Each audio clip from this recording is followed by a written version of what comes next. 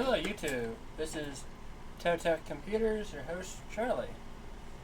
Today I am building a friend a computer system so he can play GTA 5 and Minecraft.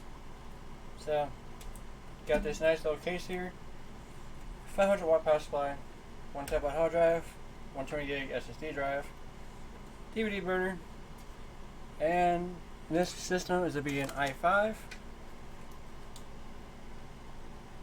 The 3000 series.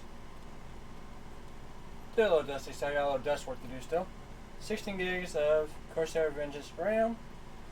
ASRock Z77 Pro 4M, which will be going in the case here. And as for the video card, I have a GTX 960 from Asus, 4 gig card. Hopefully for playing GTA 5 and Minecraft on a budget. So, before I do, let's get the system installed and go from there. Unfortunately, I don't have a I/O plate that came with this board because when I got this board, I didn't have one. So, yeah. And honestly speaking, if you're building a PC, you really don't need an I/O shield. But for those who do like them, they are helpful in certain aspects. But other than that, I mean, it's whatever.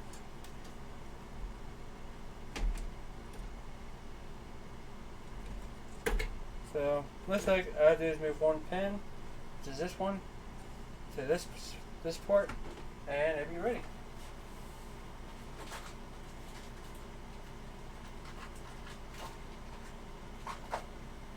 So I do apologize, but I had to get my standoff adapter so I can switch it.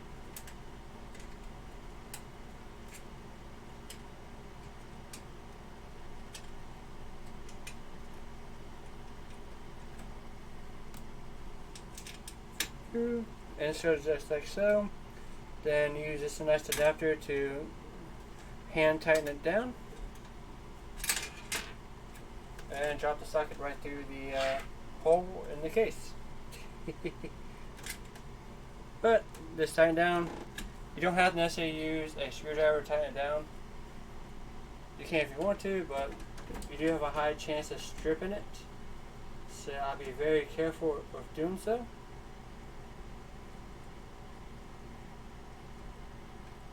And this case has always been pre-routed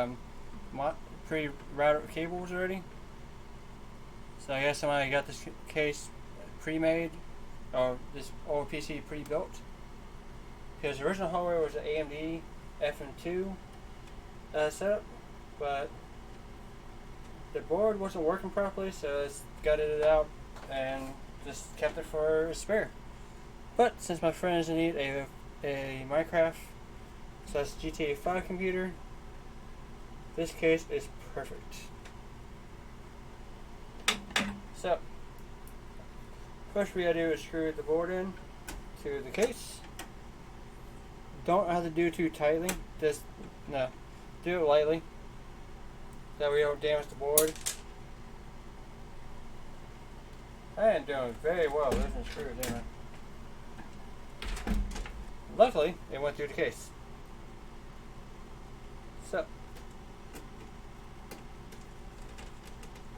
So gently tighten them down.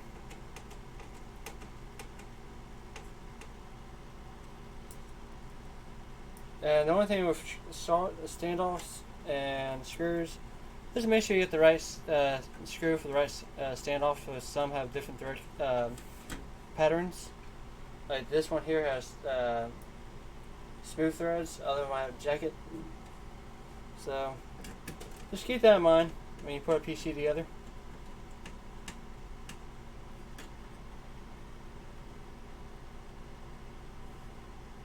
Almost done here.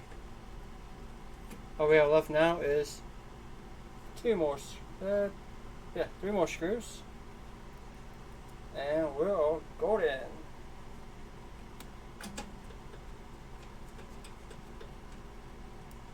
The only thing I have to do is probably reroute the USB 3 cable and one of the power cables, so I hook up the disk drive. Other than that, I mean, it's pretty straightforward.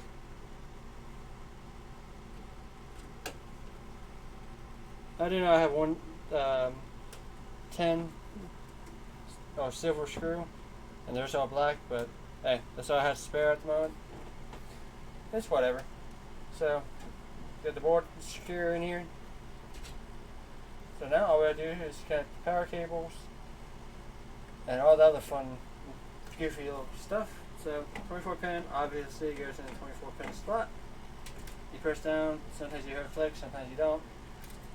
Then after all the cables attached, you go behind the case, pull them back through, so we have the least amount of cables exposed in your case.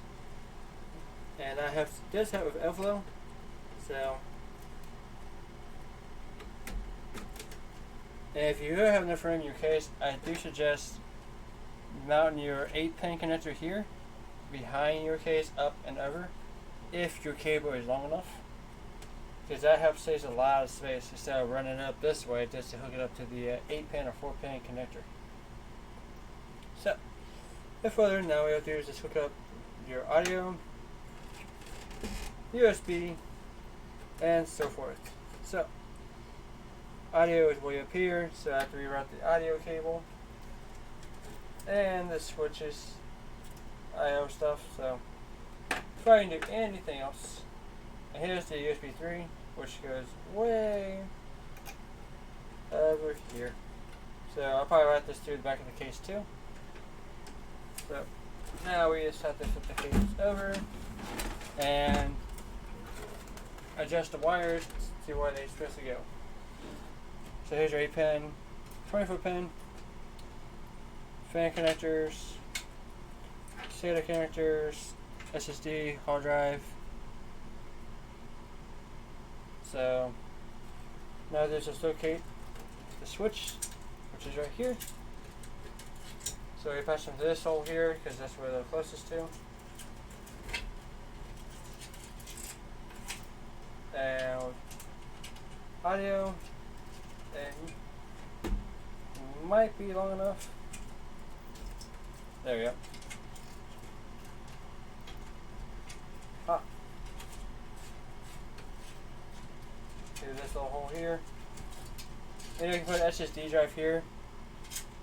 I don't see a point in it because the trays actually include a 2.5-inch drive bay, so that's good enough for me. So there's all that. Now I gotta find the USB 3.0 cable and pass it through. So, flip this case back over.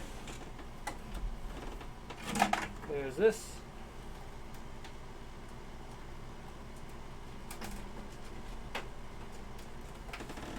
Pass it through the hole. And voila. So, now we can pass it through the hole that matters, which is right here. And bam. We're halfway done already.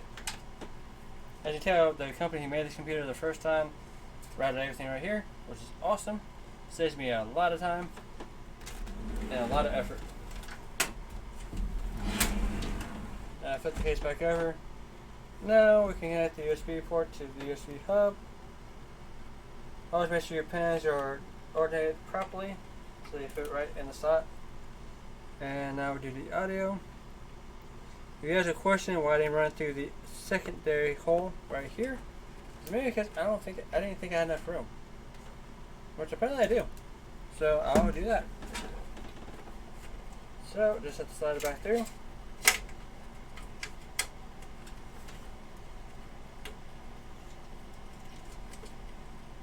Hopefully, maybe.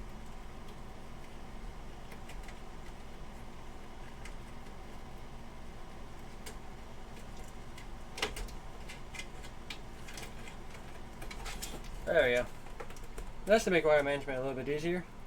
Again, always line up your pin orientation with the orientation on the board for the proper plug, and that way everything will run just fine.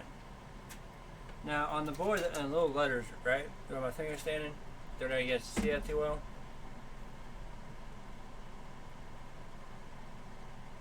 But right here you get little indications of where the power switch goes. Power ED, reset switch, the whole 9 yards. Now your power ED, the positive is always the farthest pin, so just keep that in mind. Now, if you guys are worried about data security, I suggest hooking up the power ED to the hard drive light, mainly because the power LED you can see a lot clearer than the hard drive light. But for those who don't matter, then I suggest just hook it up normally. So that's a little helpful tip for people who are into data security. I learned that a long time ago back in college.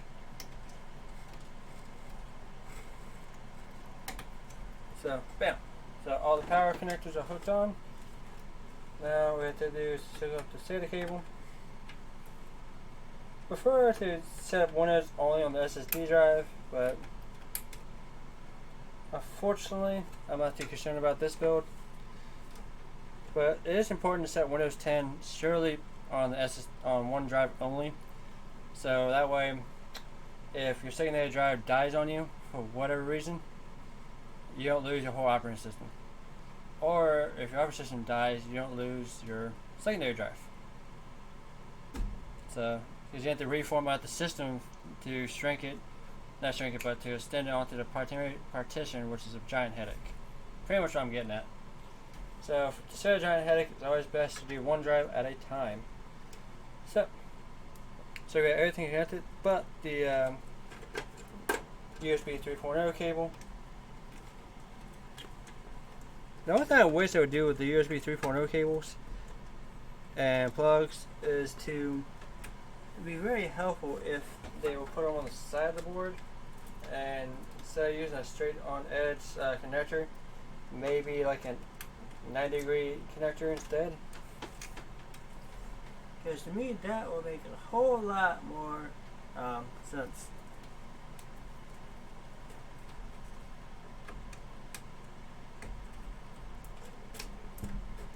Okay, front USB is hooked up completely. Now the only thing left to do now is plug in the disk drive, SATA cable, power cable, hard drive power cable, and whatnot. And then I'll put the video card in last since I'm still flipping it to do all the wire management and hook up. There we go. So now flip this case back over again and try to find the missing data cable for the disk drive, which is right here. So we're gonna patch this through the hole of the case. I don't know if I can grab it for where the hell it came out from. Using my finger. There we go. There. So now I hook up the hard drive, SATA cable, and find the cable for the SSD drive. Okay.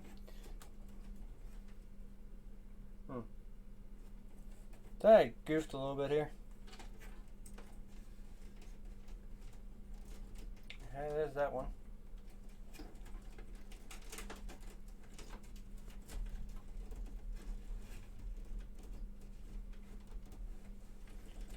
Try and trace the wire here to see which one I have hooked up here.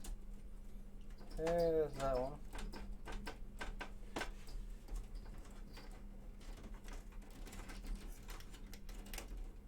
That's this drive. So now it's missing a cable for the SSD drive, which means I gotta grab one. Luckily I have a red one right here, just for that purpose. So throw that in, like so. Flip it around, and to the motherboard we go. Now you guys are wondering why I didn't flip this board over to put in like I would normally. Maybe because as long as you have the middle clip shown on the bottom, if you're upside down that is, it goes straight into the socket properly with no fighting. So this will make it a little bit easier on some people. So now I gotta find the 6-pin adapter because we need that for the GPU. So there's our 6-pin. And of course it has to be zip tied.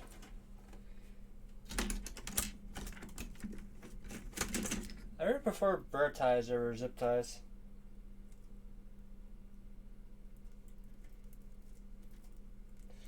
Because if you have to adjust it, it's not that bad. So, this power supply has 2 6-pin adapters. That's cool. So untangle them. Now fold these back up and see if I can reuse the old zip tie. So you see what I'm doing here? Yeah, I should be able to use the old zip tie.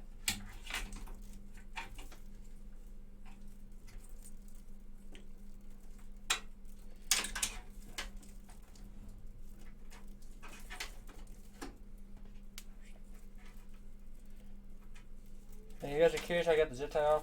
Pretty much there's a little clip inside there. You can use a tiny flathead screwdriver and jam it in there just right, and it'll take the zip tie off for you.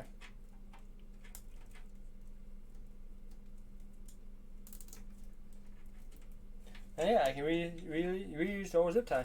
So that's cool. Push that shit back down in there.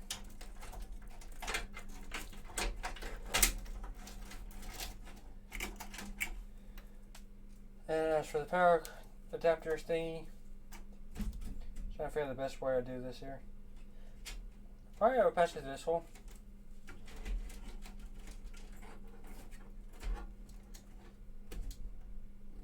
I mean, that works. Now for the connectors.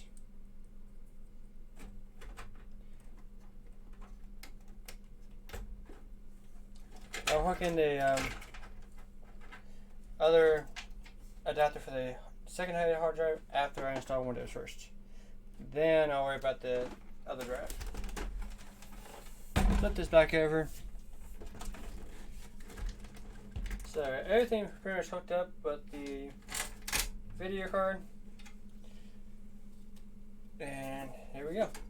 Line this up here with the 6-pin down here. Now, some of these boards will have a sliding mechanism, like this one. Others have clips. So, just keep that in mind.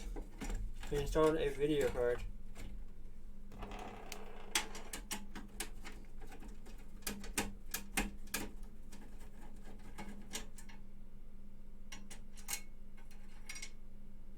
There. Screw out my way. So, and now we put this in. Like this, lock it, and you're done. For the second part of it anyways. Now you have to find a screw and screw the video card back in place. The only thing I don't like about this case too much, it has this little guard on the side here that is kind of like attached by a screw, but it's more of a pain in the ass to put it back together than it is to take it off. So I don't really bother. There we go. Found me a screw. Now screw the video card next. You always go for the center, the lower hole of the video card first, before you do the top one.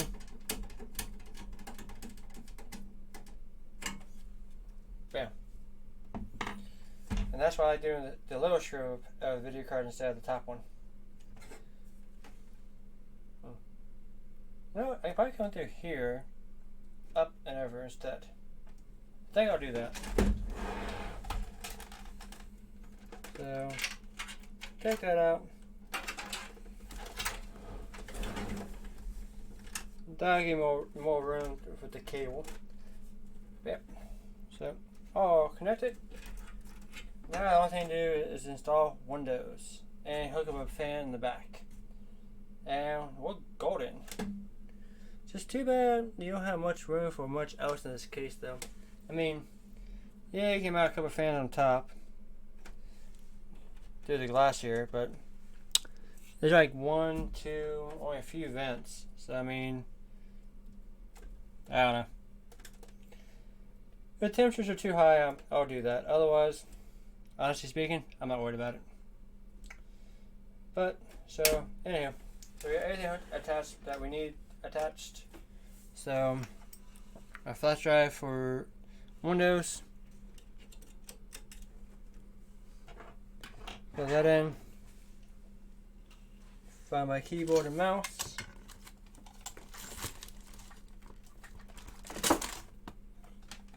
Plug that in. That's my keyboard here.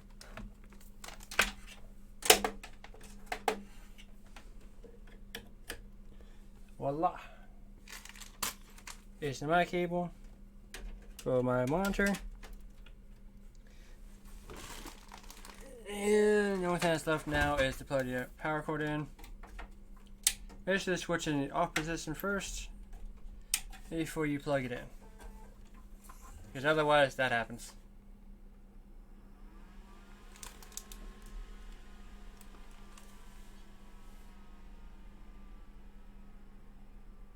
And bam, we have a working PC. It's pretty quiet too.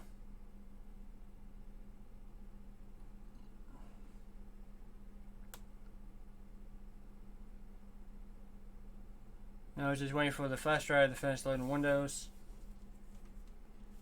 so we can install it. And voila.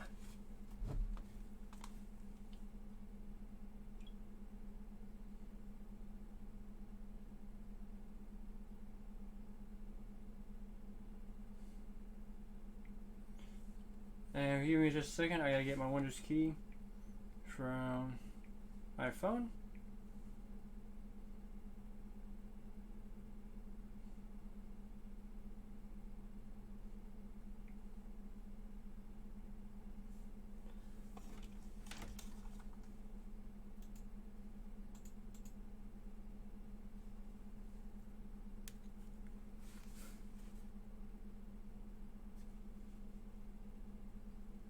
And voila.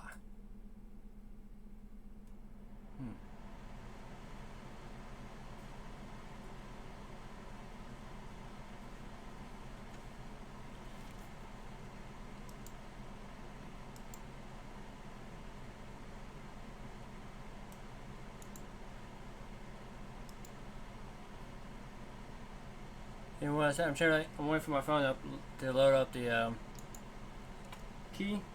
Sorry I can't really see the key for privacy purposes. But I'll go back to Windows, into the Windows thing after I type this in.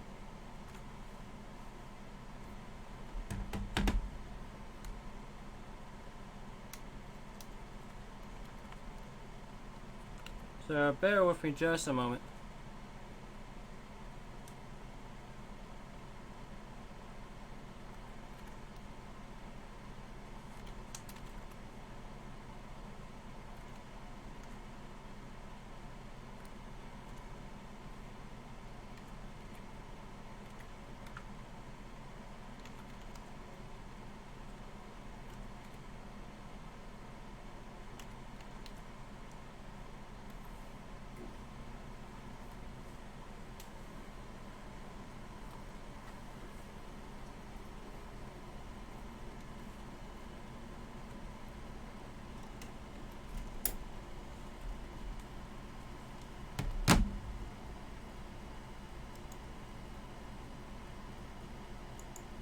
Alright, got Windows key put in. Let's finish the installation.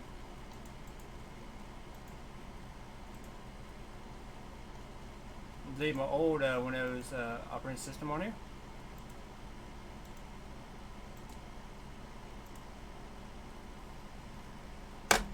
And now wait for about maybe 5 minutes or less, and we should be golden. To start from USB 3.0 to a SATA SSD does not really take a whole lot of time.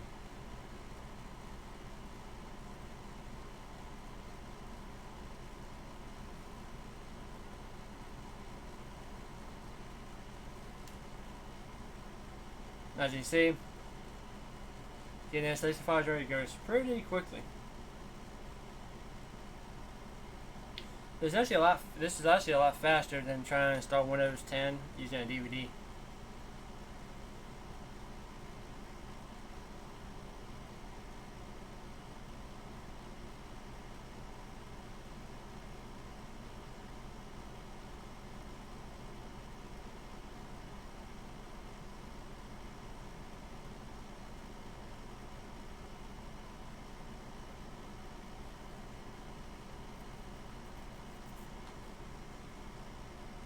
Well, let me know in the comments below what you guys think of this computer. And you're actually curious about the budget wise. If you bought all these parts used on eBay,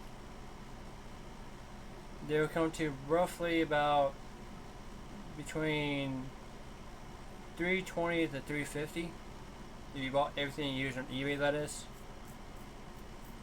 But I'm pretty sure you guys will find better, maybe find a better deal, give or take some money throughout like other outlets like Amazon maybe or other places.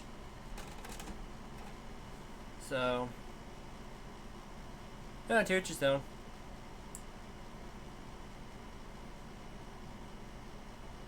Now the price is not really. There's this. I basically priced out this case as being like $40-50. So, alright, the RAM on eBay goes between 80 to 100. The processor and motherboard combo goes to about between 90 to 110. The video card goes between 70 to 85 still. The SSD is about 20 something, and the 1 TB hard drive is about 15 to 20 something. So, and the power supply, surprisingly, is still $40 used on eBay. You know, it's only a 500 watt, but it is an 80 silver rating, so which is really good. So, but hope that helps you guys to get an understanding of the cost of the computer.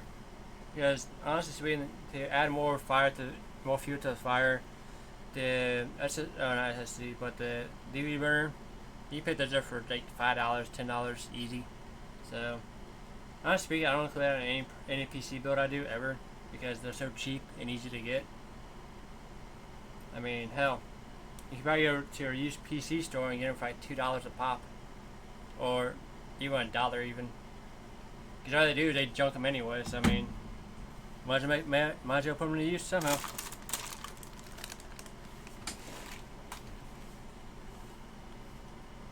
But back to Windows installation. This part takes a little bit longer to go through, but not really that much more. So, yay.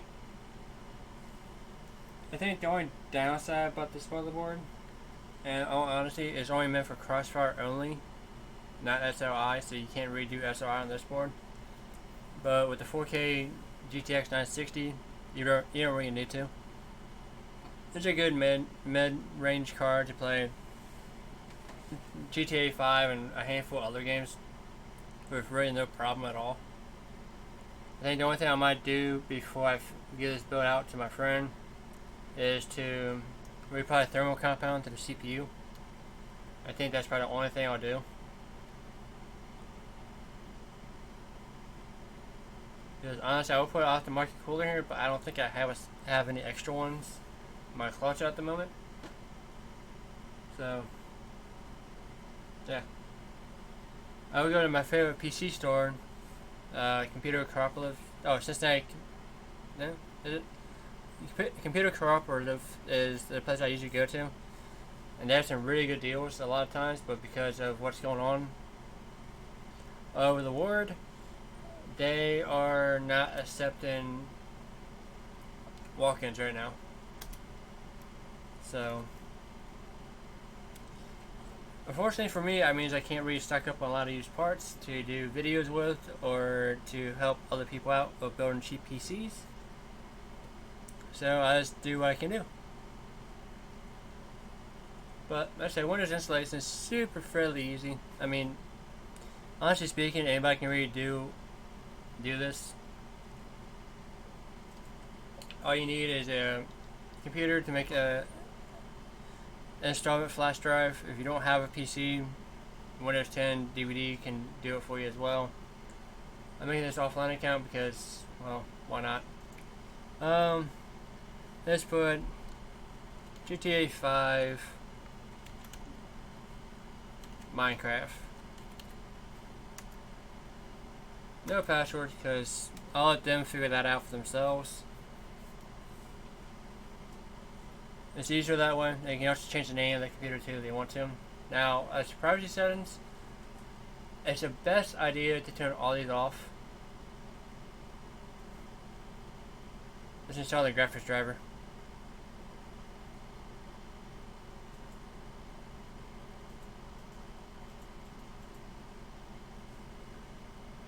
At least I hope it is.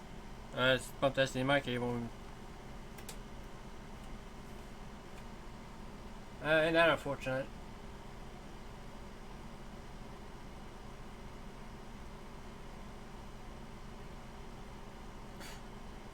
Pretty funny too. I was just playing GTA 5 in the same build yesterday for like an hour, no problems.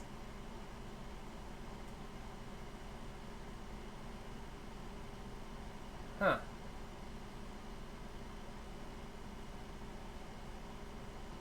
I know I'm not exceeding more than 300 and something watts for this build, so the power supply should be more than enough to handle it.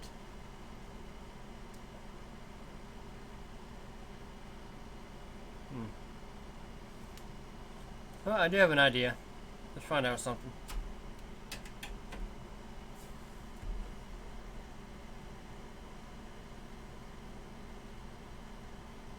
I really hate to hit restart.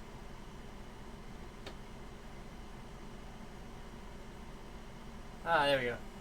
Good. Anyways, back to what I was saying. You want to make sure you disable all this. Unless you really need location or online speech recognition, or find your device if you lost it. Otherwise, I would say no to everything. Unless you're doing history, you don't need it either. Unless you want to use Cortana service, which I don't. And I plan on shutting it down anyways, from that's at least what Microsoft said. So I mean, it's where your preferences.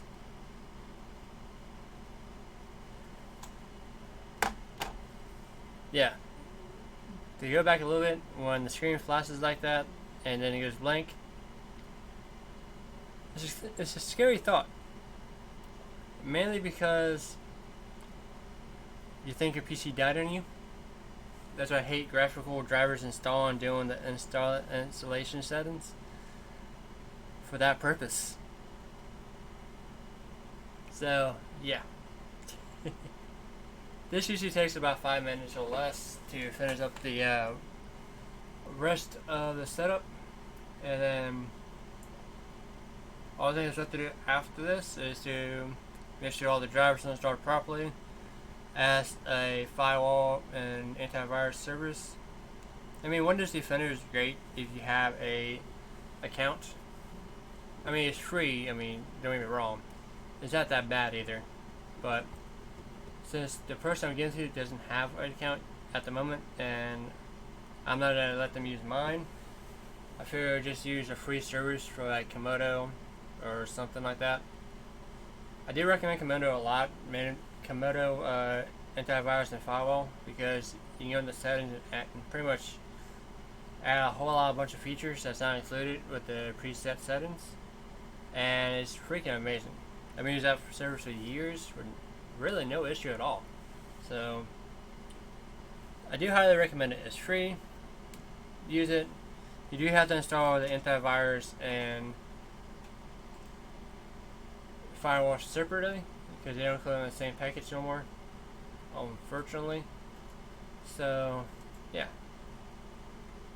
One key feature too when you do a setup for a new computer, Windows 10, it's always important to go to services, startup, and disable OneDrive.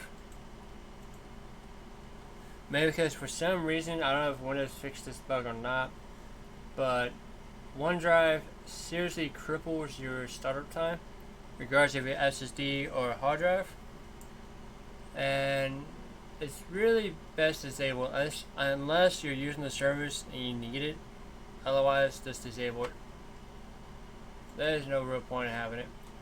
So, this is it for this video. I'll bring up another video showing you guys the benchmarks of the system later this week. So, thanks for watching.